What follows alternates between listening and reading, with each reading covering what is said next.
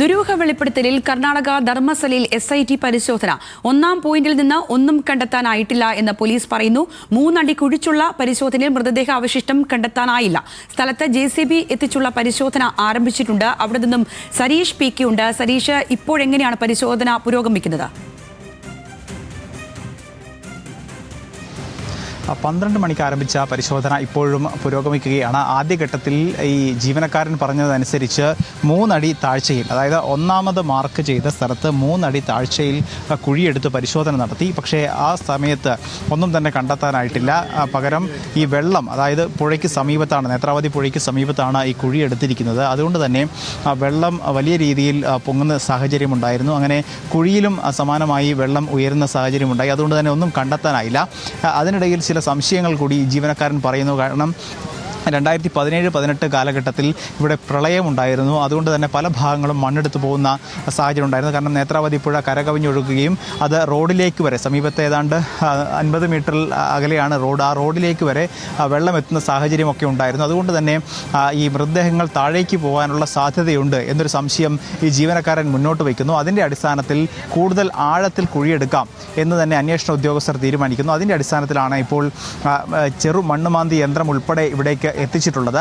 ആദ്യ പോയിന്റിൽ, അതായത് 1 എന്ന് മാർക്ക് ചെയ്തിരിക്കുന്ന അതേ പോയിന്റിൽ തന്നെയാണ് ഇപ്പോഴും മണ്ണ് നീക്കം ചെയ്തുള്ള പരിശോധന നടത്തുന്നത്. അന്വേഷണ ഉദ്യോഗസ്ഥർക്ക് പുറമെ ഈ ഫോറൻസിക് വിദഗ്ധരും അതോടൊപ്പം തന്നെ പ്രാദേശികമായ റവന്യൂ വകുപ്പിൻ്റെ ഉദ്യോഗസ്ഥരും മറ്റ് ഇതുമായി ബന്ധപ്പെട്ട ഏതൊക്കെ ഉദ്യോഗസ്ഥരെത്തിക്കണമോ അങ്ങനെ വലിയൊരു സംഘം തന്നെയാണ് അവിടെ തുടരുന്നത്. കൃത്യമായി ജീവനക്കാരൻ പറയുന്നത് 1 എന്ന് മാർക്ക് ചെയ്തിരിക്കുന്ന ആ സ്ഥലത്ത് കൃത്യമായി മൃതദേഹമുണ്ട്. അതുകൊണ്ട് തന്നെ ആഴത്തിലുള്ള പരിശോധന അനിവാര്യമാണ് എന്ന് കൃത്യമായി അദ്ദേഹം പറയുന്നു. അദ്ദേഹം ഇപ്പോഴും ഈ അന്വേഷണ സംഘത്തിനൊപ്പം ആ സ്ഥലത്ത് തന്നെ ഉണ്ട്. അതുകൊണ്ട് തന്നെയാണ് ഈ മണ്ണുമാന്തി യന്ത്രം ഉൾപ്പെടെയുള്ളവ അങ്ങോട്ടേക്ക് എത്തിച്ചുള്ള പരിശോധന നടക്കുന്നത്. ഇപ്പോഴും നമുക്ക് ദൃശ്യങ്ങളിൽ കാണാം. അവിടെ ഈ നമ്മൾ നിൽക്കുന്ന ആ സ്ഥലത്തു നിന്നും ഏതാണ്ട് 50 മീറ്റർ അകലെയാണ് ഈ കുഴി 1 എന്ന് മാർക്ക് ചെയ്തിരിക്കുന്നത്. അപ്പോൾ അവിടെയാണ് ഇപ്പോൾ മണ്ണുമാന്തി യന്ത്രം ഉപയോഗിച്ചുള്ള പരിശോധന നടക്കുന്നത്. ഏറ്റവും നിർണായകമായ, കാരണം ഈ ഭാഗത്താണ്, അതായത് ഈ നേത്രാവതി പുഴയുടെ സ്നാനഘട്ടത്തിന് സമീപത്താണ് കൂടുതൽ മൃതദേഹങ്ങൾ കുഴിച്ചിട്ടിരിക്കുന്നത്. പ്രത്യേകിച്ച് ഒരു കുഴിയിൽ തന്നെ ഒന്നിൽ കൂടുതൽ മൃതദേഹങ്ങൾ, ഒരേ സ്ഥലത്ത് തന്നെ ഒന്നിൽ കൂടുതൽ മൃതദേഹങ്ങളൊക്കെ കുഴിച്ചിട്ടിട്ടുണ്ട് എന്നായിരുന്നു ഈ ജീവനക്കാരൻ്റെ മൊഴി. അതുകൊണ്ട് തന്നെ ഈ 1 മുതൽ 8 വരെ മാർക്ക് ചെയ്തിരിക്കുന്ന ഈ സ്ഥാനം, അല്ലെങ്കിൽ ഈ സ്ഥലം പ്രത്യേകിച്ച് ഏറ്റവും പ്രധാനപ്പെട്ടതാണ്. അതുകൊണ്ട് തന്നെ അവിടെ കൂടുതൽ സമയം ചെലവഴിക്കുകയും ആഴത്തിൽ മണ്ണെടുത്ത് പരിശോധന നടത്തുകയും ചെയ്യുക എന്നുള്ളത് തന്നെയാണ് ഇപ്പോൾ അന്വേഷണ സംഘം തീരുമാനിച്ചിരിക്കുന്നത്. നേരത്തെ ഈ പോലീസ് ഉദ്യോഗസ്ഥരുമായി നമ്മൾ സംസാരിച്ചപ്പോൾ അനൗദ്യോഗികമായി അവർ പറഞ്ഞത് 3 അടി താഴ്ചയിൽ കുഴിച്ചു കഴിഞ്ഞു ആദ്യം പറഞ്ഞ സ്ഥലത്ത്. പക്ഷേ ഒന്നും കണ്ടെത്താനായില്ല.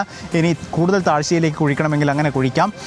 എപ്പോഴാണോ ഈ ജീവനക്കാരൻ, അതായത് മൊഴി നൽകിയ ജീവനക്കാരന് തൃപ്തി വരുന്നത്, അത്രത്തോളം ആഴത്തിൽ കുഴിക്കാം എന്നുള്ളത് തന്നെയാണ് അന്വേഷണ സംഘത്തിൻ്റെ തീരുമാനം. അതുമായി ബന്ധപ്പെട്ട് മുന്നോട്ട് പോകും എന്ന് തന്നെയാണ് അദ്ദേഹം പറയുന്നത്. പക്ഷേ ഇപ്പോഴും അത് മറ്റൊരു പ്രതിസന്ധിയായി നിൽക്കുന്നത് ഈ ഇടവിട്ടുള്ള മഴയാണ്. കാരണം കുഴിയെടുത്തുള്ള പരിശോധനയാണ്.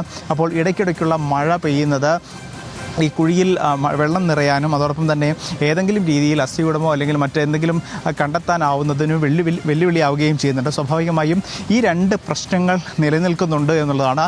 എങ്കിൽ പോലും ഈ തെരച്ചിലുമായി മുന്നോട്ട് പോകാൻ തന്നെയാണ് SITയുടെ തീരുമാനം. ഈ IG-യുടെ നേതൃത്വം തന്നെയാണ്, അനുച്ഛേദത്തിൻ്റെ നേതൃത്വത്തിലുള്ള സംഘം തന്നെയാണ് ഇവിടെ ക്യാമ്പ് ചെയ്തുകൊണ്ടുള്ള പരിശോധന പൂർത്തിയാക്കുന്നത്.